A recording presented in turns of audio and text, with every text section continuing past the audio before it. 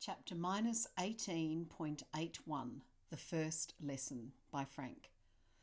Okay, said Orpheus, puffing up a bit. The first lesson. What is it? Asked Sky.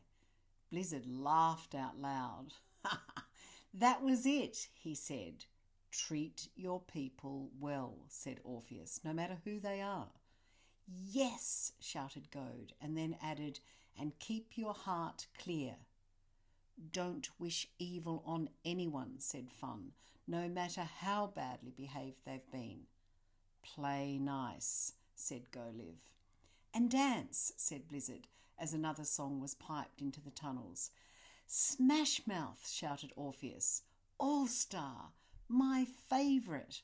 It was about living for fun and being a shooting star to break the mould, being free. Baoyam played it about 10 times. We loved it and danced so hard. Chapter minus 18, The Meeting of Warning by Frank.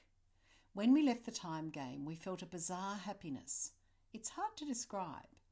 Almost everyone I know has felt happy at some point in their lives, but this happiness was like finding out you're going to live forever and you've won 77 million prizes and all of your friends are being given a year-long trip with you to all the best theme parks in the universe, and you'll be given anything you want every single day for the rest of your life, and no one has to be sick or die ever again. Does that make sense? It was that kind of happy. After thanking Baoyam over and over, we all headed back to Marescimar to get ready for the meeting. I could see that Sky was worried. It'll all be fine, I said. We're safe here. Sky nodded and gave me a weak smile. I know, she said. It's just a strange anxiety I have.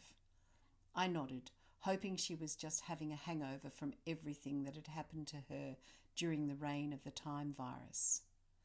The meeting was wild. It was held in Angel's observatory, and she had the roof shutters drawn right back so that we could see all the stars. There were so many constellations in the shapes of wild and wonderful animals.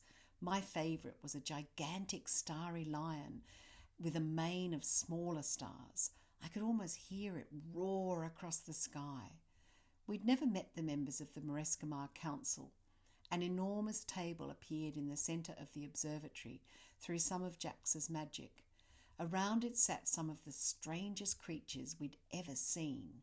There was an actual lion who looked terrifying in his magnificence.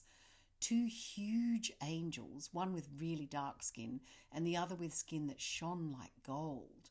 Next to them was a platypus wearing orange glasses. "Tambreet," said Solo. "Good to see you." The platypus lifted up her head and nodded. "You too," she said. Solo knelt down to give her a hug. "I don't really hug," said Tambreet. Solo grinned. "Of course not," he said, giving her another hug. Tambreet ruffled her fur and sat down. Next to her was a band of superheroes. Each one was enormous and looked ready to defend the universe at a moment's notice. There was a sudden loud roar. It was the lion. We all looked at him, but it was Angel who stood tall. "Thank you, Quintus," she said, nodding at the lion, "and thank all of you for coming. This meeting is secret, of course, so do not be surprised if you have very little recollection of it tomorrow. I have arranged to have our memories wiped." There were a few frowns and some muttering among the council members. "Who are these children?" asked an angry-looking ghost. "They are our guests," said Angel, "and the sons and daughters of trusted friends." Decker stood up and cleared his throat. "I can vouch for all of them," he said. "I have taught them for several years, and their hearts are solid and good." The ghost nodded. "So be it," he said. Angel proceeded to speak. "News has reached us about more activity in the realm of evil," she said. "There is talk of an official being targeted with another time virus, but we are not sure who that is." Magal growled loudly. We need to take in all the fools and lock them up, he shouted. Angel stared at him. Retract that statement, please, she said. I will not, said McGarl. You shall, said Angel. We cannot have a rule of fear based on putting people into prisons. That would make us as bad as the evil we stand against. McGarl gave a loud hum, and after a few moments of silence he said, I take it back. Thank you, said Angel, continuing to outline her plan. Off to one side of the big table was a fish in a huge glass tank.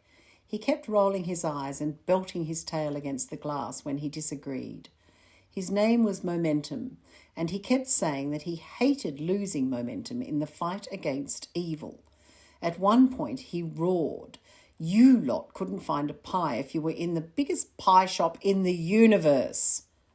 After he said that, everyone stopped, stunned. Finally, Angel asked Momentum if he had anything else to say. He swam around his tank furiously for about 3 minutes and then said, No, but know this, I am not impressed. The council members hung their heads and a few of them muttered that they were sorry. Then a very small pig with dainty pink wings flew around the room. Her name was Babette. If I am able to fly, she said, then things ought to be fine because everyone always says that pigs might fly, meaning that nothing will ever happen. Babette looked steadily at everyone in the room and then she took off again, circling the room right up near the ceiling. Well, she said, puffing a bit, I'm flying.